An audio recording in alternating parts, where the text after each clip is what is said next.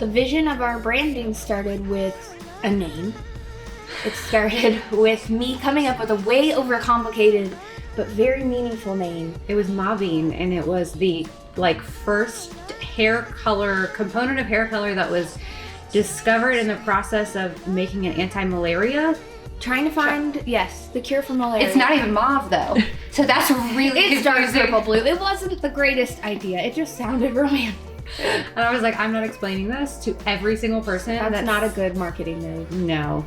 We really tried to think of who our salon represents, who's coming in the door and leaving feeling better than when they came in. Yeah. And so we were looking up baby names and meanings of names, and I sent Rachel a list of 10 that I really liked, and she was like immediately Jovi, which means joy. And I think that we wanted something that felt like it had depth, but sometimes things have a little too much depth for Winter and I, and so it was one of these things where if we wanted to explain it and go in depth, we could, but we didn't have to talk about malaria for 10 minutes every time. That's why we're a good team, you know? That's why we're a good team. Rachel's great at clarifying and bringing something in a way that's digestible for everyone while I'm in the clouds. And it, we switch back and forth sometimes. It just depends. Yeah.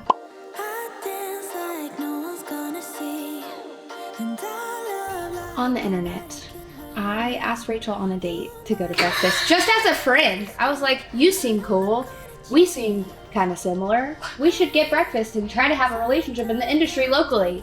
Imagine that. Which is really very strange because both of us are not, we don't trust people very easily. So it's very, I've never done that to someone. Winter was on the front end of a business plan for launching luxury suites that had childcare. We're in a really, really predominantly military area, so we're very transient, but there's a lot of women who want luxury services and don't have accessibility to childcare and things like that. So she was doing a business plan for that, had nothing to do with me. I was happily at a salon. And before she had a notebook.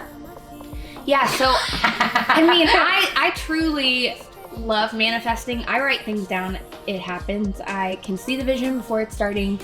And that's why we're entrepreneurs. We both do that. We know it's going to happen. It is. And we feel the power of the movement or the vision, and we know it's going to come true. So for the Monarchy, which was the idea for the childcare inside salon suites, I had a list of people who I was going to reach out to about the proposition. And Rachel was the first person. And this was before we met. And it was not circled. It was! So it was probably circled after I took you on a date. I do be making stuff up sometimes, but that I didn't make up. I saw the circle. I saw the circle. So I had just had a list of beauty professionals in the industry where I was like, I feel like these people would align with this vision of taking care of women. Because that's the heart of me and Rachel, is creating a space where people can come and be refreshed and just be a person. I think a lot of times in a lot of different roles, not just motherhood, you can get lost in a relationship, in a job, in a career, in school, in caring for your parents and caring for other people around you. You can just get lost. So this place is a place where you can come and find yourself again, but similarly at the heart of that mission. Well, I had asked Rachel, though, separately from that, to just hang out, and I had no intention. She didn't bring the notebook out. It was in her car. It was in the car. I had no intention of talking about the Monarchy. No. I just wanted to get to know her as a person, and it just came up naturally, as it does when you're dealing with two entrepreneurs. Really, what happened is I was explaining to Rachel that my son was in the middle of trying to get him diagnosed with autism, and it was a really hard process. And because he was a COVID baby, they were really hesitant. They're like, we don't understand the socioeconomics of children at this age from being 2020 babies, so we're just not sure yet, so you have to kind of pause and wait.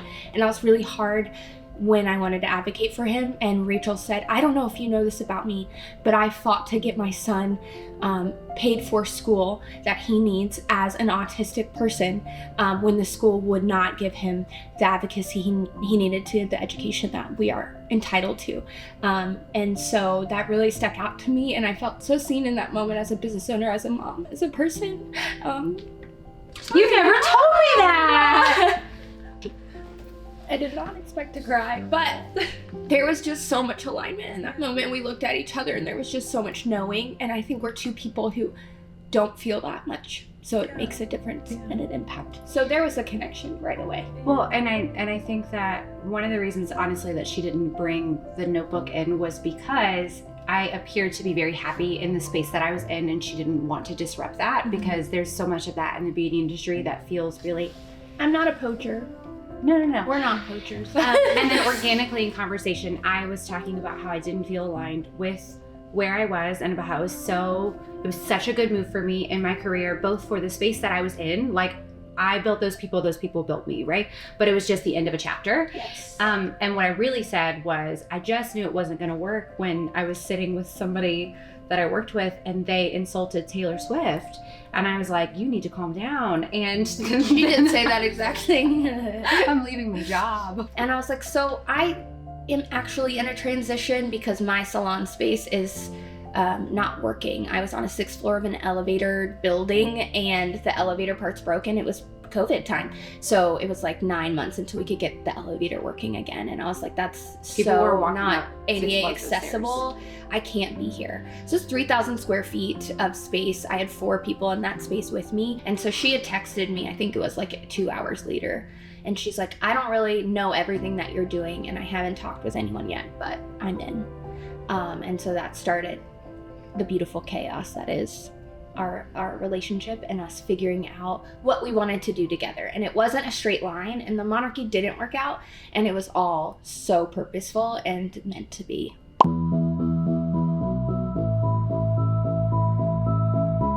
Long story short, we were in multiple suites and it just like wasn't working. Like the universe was like, this is not it. Literally one of the suites closed, it was bought out. Like right before Christmas, we like went to go check on our suites and we couldn't get in, our key wasn't working. Then the cops came and I was like, oh, thank goodness, like they're gonna let us in. No, they thought we were like trying to break in, which was awkward. So it just wasn't working. And then this space that we're in right now, which is Jovi, was previously another salon that I went to a school that was run by the people who owned the space, the family that owned the space, and Winter actually apprenticed at the space when it was a different salon. And so it became available for rent, and we had never spoken about being business partners at all in any capacity. Everything fell apart so this could be. Yes, there were the people close to us, I think, were a really important part of that too, because they could kind of witness how Rachel moved, how I moved, and the people who knew us best were like, this person matches your integrity, your energy, your drive. I think it's a unique combination to have like a very strong sense of ethics and a very intense drive. Those things I feel like usually tier one way or the other, not always, but we both had just such strong ideas of what we decided would be things of integrity that we were unwilling to compromise on, but also had an insatiable drive. Well, and then also just mixing the authority and the power with the play. Yeah. I feel like is such an important part of our business model. So yeah, I feel like, and I don't think we've ever talked about this, but we sat down, this space was going to be a hybrid salon. And so that means that we were going to have commission stylists and we were going to have booth rental stylists and all of these different things so that we could come along stylists with wherever they were in their career. And so I was initially speaking with Winter because I was going to booth rent with my team here. And I was very bold and I was just like, yeah, so this isn't going to work for me. Like if I'm going to do this, then I'm going to do this with you because our ideas are so aligned that I just knew that it wasn't going to work. Like the power dynamic wasn't going to work if we want a team. Yeah, and I didn't want to ever own a salon. That was not my intention. It was more like, let's have smaller teams working in suites where I could come and go and kind of be more of a landlord. And so Rachel had way more experience inside of a commission salon with assistants with that environment where I had primarily worked by myself for 8 years before teaming up. So it was just something that neither of us really wanted to do by ourselves, but knew it could be so great if we teamed up. Anyone who's observed us in a problem-solving situation, in an adventure situation, can tell that like we are better and stronger together. Now just look at me, I'm a ghost with nothing left. So I don't think a Jovi girl has a specific visual aesthetic, if you will. I think sometimes people think when we say Jovi girl, we mean somebody who looks like us, right? So we're very whimsical, very like, we love dopamine dressing and we like adventuring, but also we have clients that are, their favorite color is black, their favorite color is beige. It really has more to do with the core of who that person is, the way that they treat other people, the way that they make everybody feel like a somebody, no matter who you are, no matter what you look like, no matter what kind of hair you have, no matter what your budget is, no matter if you're coming in for a, bang trim, or if you're coming in for a massive extension transformation from, another country. Everybody is treated with the same level of care in this space. And the people who we call like a Jovi girl, they get that. And so it is such an organic, we know immediately when we meet somebody if they're a fit for our space in terms of being a client, because it is just ingrained in the core of who they are. Yes, something we say often is that no one is more important or less important than anyone else. And I think that can really sum up how someone moves towards someone else, whether it be someone who's 50 years older than them or 20 years younger than them, someone who has nothing to gain from being kind to, or someone who, normally people treat so differently because maybe they're running a company, maybe they're an influencer, maybe they're this, when those things aren't who that person is. So treating them just like a human being who's special, just like you would treat a 5-year-old girl coming in for her first haircut, or a 75-year-old woman coming in for a weekly blowout. We have all of that, and we love all of those people the same. And so it's been really special to see stylists come in and start working here. We tell them there's not really a dress code, but we want you to be the best version of who you are. Feel free to explore what that looks like. And within 6 months to a year, they blossom. Really, really beautiful. And then they attract people who are like them. And so we can tell when a client's coming up, oh, that's probably Rachel's client. Oh, that's probably Winter's client. Oh, that's probably Ashlyn's client. You can just tell, and that speaks to the stylist being brave enough to meet themselves and express themselves. And I think Jovi just gives space for us all to do that very differently. Well, and I also feel like our clients love being in a space where not everybody looks like them. I think that it's funny because it was one of our biggest kind of apprehensions. We were like, okay, we want this space where if you need a barber cut, you can come. If a kid's cut can come, you can get blonding, you can get a perm, you can get whatever. All these different services that don't normally coexist in a space. It's like in the 90s, you could go to JCPenney's and there was like this family salon, there was somebody for everybody. And we wanted like that feeling, but like an elevated feeling of that, because that doesn't exist anymore. Yes. Everybody is so niche specific in what they do that it's really hard to be like, gosh, I love this space, but there's nobody who can do my hair here. Yes. And so I think that we underestimated how much the clients were going to love watching the other clients, interacting with the other clients. The stylists were going to love existing with somebody who was totally different than them and learning about their philosophies in life. And somebody who I have that's getting a full head of highlights or a gray root retouch, watching, a 17-year-old girl get her first rainbow hair transformation for the first time. Like that in itself was so beautiful, and something that I don't think, it was so organic. Yeah. We couldn't have planned it, No. but it is so much the core of what the Jovi experience is, what a Jovi girl is in terms of a Jovi girl that works here, but also a Jovi girl that comes in as a client.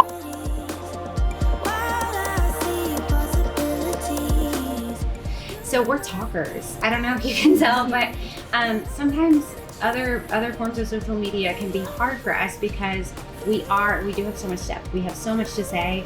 And so I think the idea of having long form content where maybe the reach isn't as large, but the people who find us are our people. Maybe they're the Jovi girls who don't live here. And we can build this like community and relationship online in the same way that we've been able to in our space tangibly. I think that feels really exciting and just new.